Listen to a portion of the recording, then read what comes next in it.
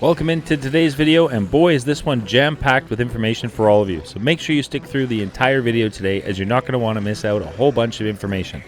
So welcome to my channel. If you're new around here, make sure you are subscribed with those bell notifications turned on, as you're not going to want to miss out any future uploads from myself on Black Ops 6 Zombies.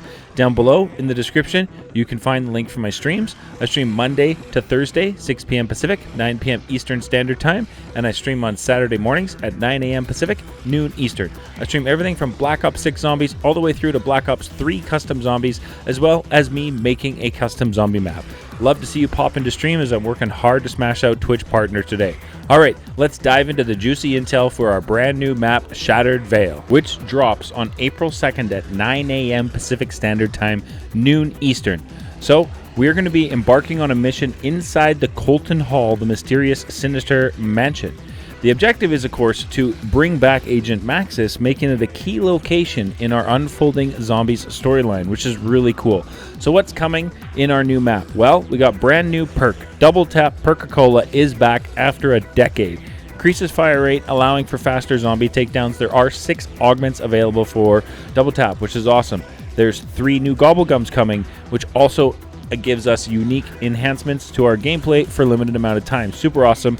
Brand new score streak popping into Zombies, which is going to be the Death Machine. 1,750 salvage, so 1,750 salvage for the Death Machine. We're getting a new enemy types, which is going to be the Elder Disciple. Not really new, but newish. An enemy that enhances its minions, making them more dangerous. Should be tons of fun. Toxic Zombies are going to be the new dog round, vermin round for us, which is pretty cool. It emits poisonous fumes, dealing damage over time in special rounds, which should be pretty cool to see. We have new wonder weapons coming as well. The Raygun Mark II, a futuristic energy-based weapon with multiple variations, each with unique effects. So I'm really looking forward to that. The classic Wonderwaff DG2 returns, which is super awesome. Chains electricity between enemies, frying multiple zombies at once, which would be super awesome. And there's a microwave trap in the map, which will incinerate the zombies, leaving nothing but ash. Super awesome. We've got Sam, our AI, is guiding our team, awaiting the Sentinel's artifact activation. I can't speak for some reason. So their mission is to deliver the Sentinel artifact to Sam, a synthetic AI that could unlock the key to saving Maxis. Super excited for Shattered Vale. I am, definitely. As well, we're getting a new cranked mode coming in with brand new rewards, including Gobblegums, for reaching round 50 in Season 3's cranked mode. Super excited for that.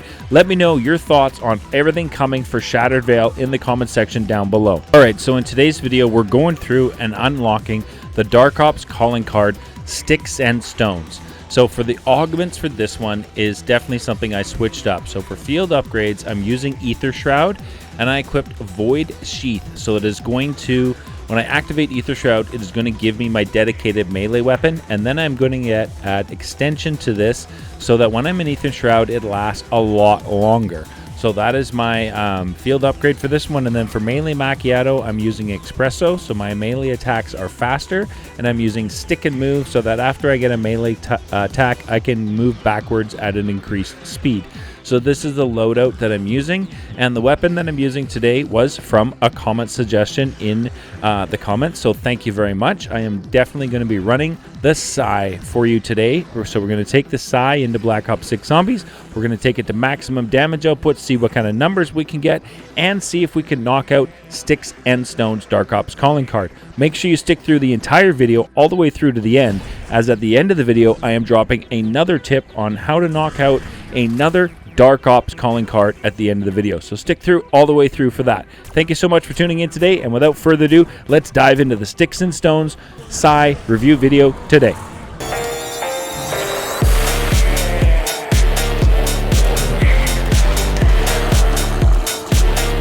Welcome into today's video. Thank you so much for tuning in today. I genuinely appreciate that.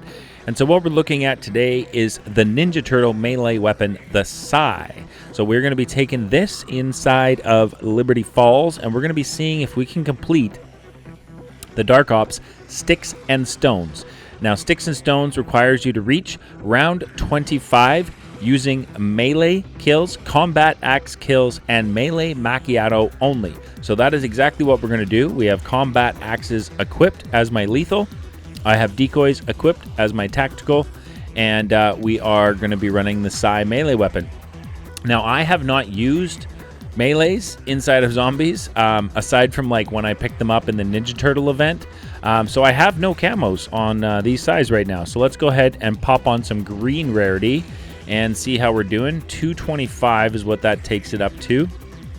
But I mean, the trick with the melee weapons is once you go ahead and pick up melee macchiato, because that is really going to give you some extra oomph behind your melee attack. So let's go ahead and pick up melee macchiato. So now all we need to do is continue to level up our weapons. So we did need to get kills with melee macchiato, so I went and did that right there just to make sure that we got that out of the way. So we wanted to make sure, you know, like I'm getting all the kills with a combat axe. We need to make sure we're getting kills with melee macchiato and getting kills with our melee weapon, the Psy. So we got a melee macchiato kill right there. So we kind of got that one out of the way.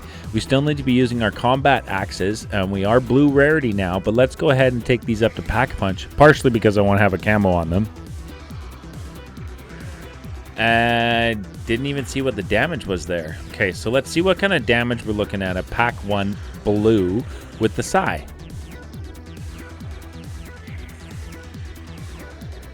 Anytime, zombies. 4,800. Okay, yo, what? These are crazy strong. Holy crap. Great suggestion. Like, holy smokes. Now, I remember the size in Cold War. When you were using the size, they gave you a speed boost. So you were able to move around a lot faster. I did not notice that effect when using the size in my game for this run today. So I don't think that bonus effect is here in Black Ops 6 with the size like it was in Cold War. Literally with the size in Cold War, that was the fastest way to move around the map, 100%. You had the size out and you were faster than anything. But in this game, I didn't notice it. You can see the faster melee attack really helps right there, that augment I put on melee macchiato. Yes, you can pick up nukes, and no, it will not void your challenge, just so you know. As well, if you're wondering, critical kills also are not going to void your challenge. So if you melee one of the environmental zombies under a car, inside of a car, on fire, or something like that, and you get a critical shot, don't worry. You'll still be able to complete Sticks and Stones. So this is, you know, a bit of an updated guide for Sticks and Stones, as when it came out, this was a very, very, very bugged Dark Ops.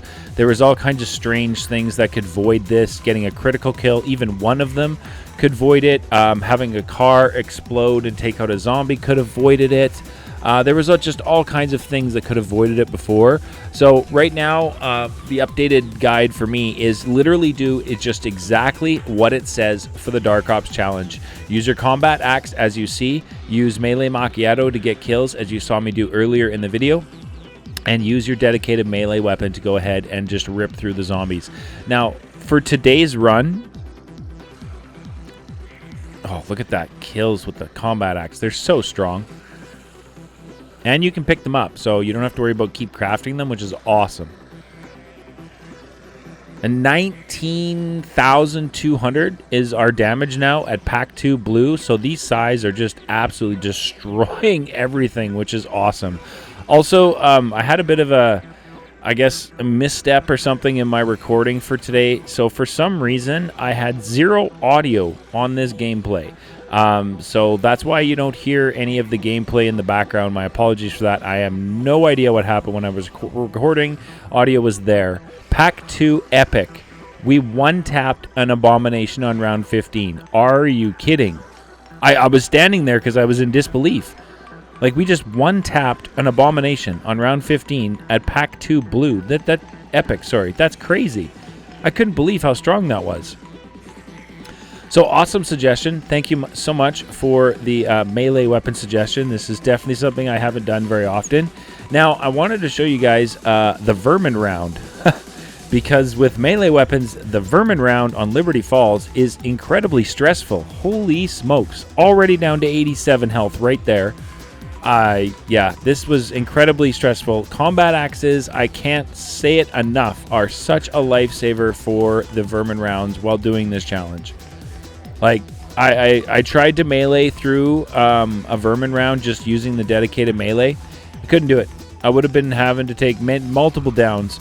So definitely take advantage of your combat axes while doing the Vermin rounds on a Sticks and Stones challenge, as you can see in the footage right now.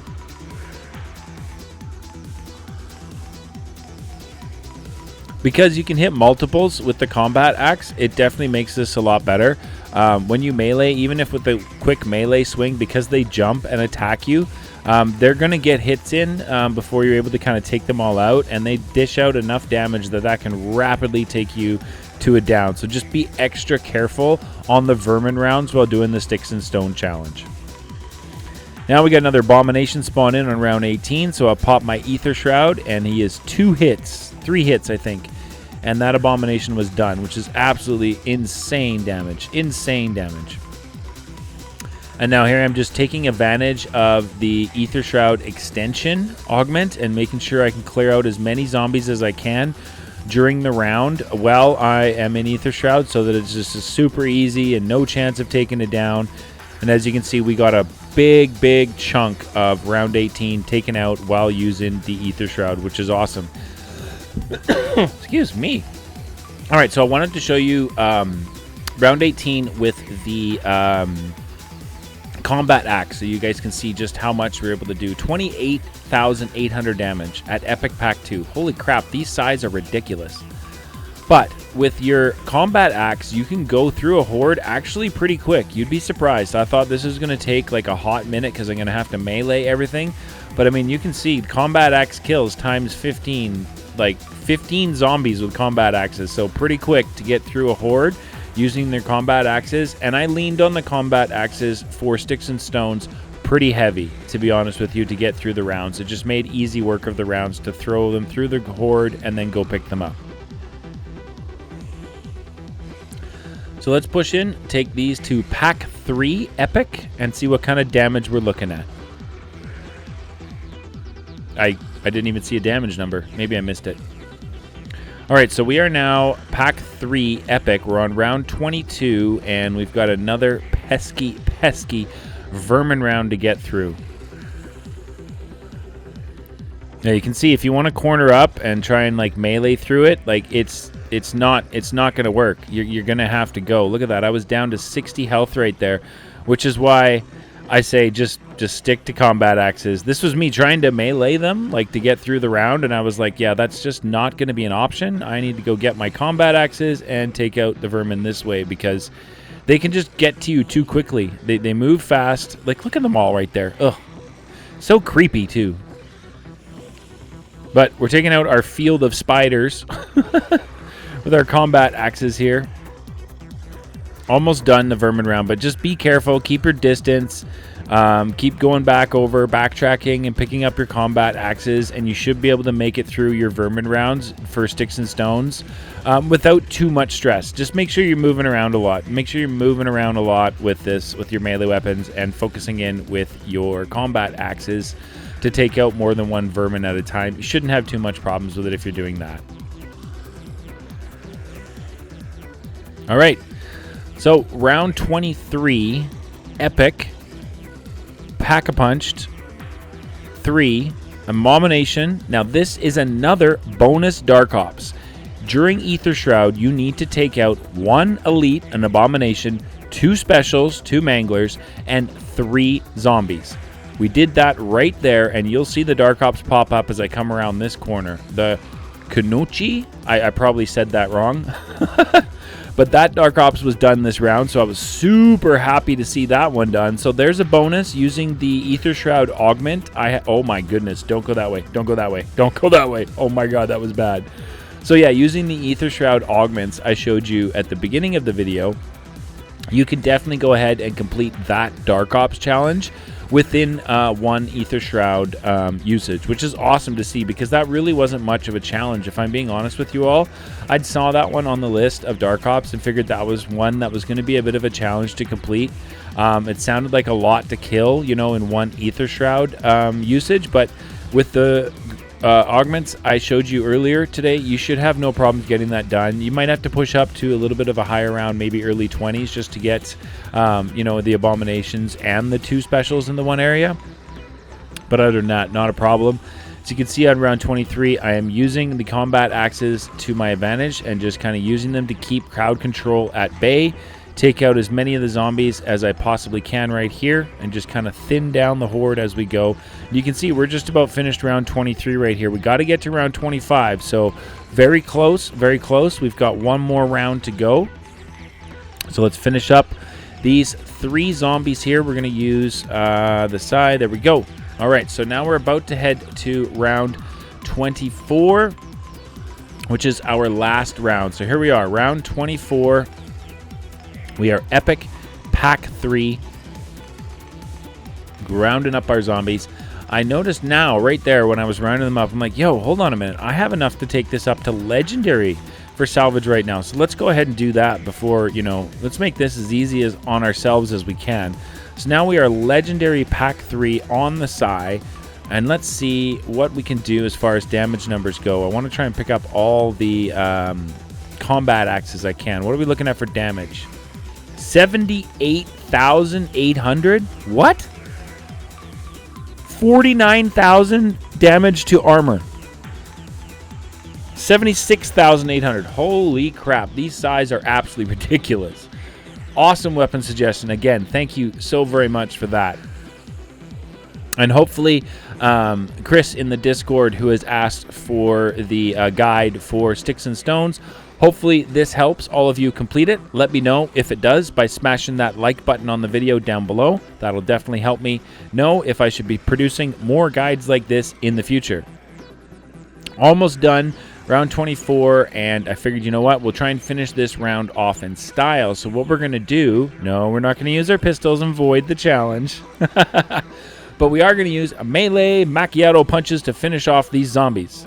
We're getting 2,000 damage on a melee macchiato punch on round 24. So not bad, like 3 hits, and these zombies are dead using just our fists, which is pretty funny. To be able to, you know, punch zombies on round 24 and having melee macchiato basically act like pack-a-punching your fists, I think it's pretty cool. So let's send these last 2 zombies flying. Into the fence you go. Into the fence you go. Oh, you didn't quite make it. All right. Now we should see our Dark Ops calling card pop up as soon as the round 25 zombies start spawning. Let's hope it does. Let's see. Did we get it?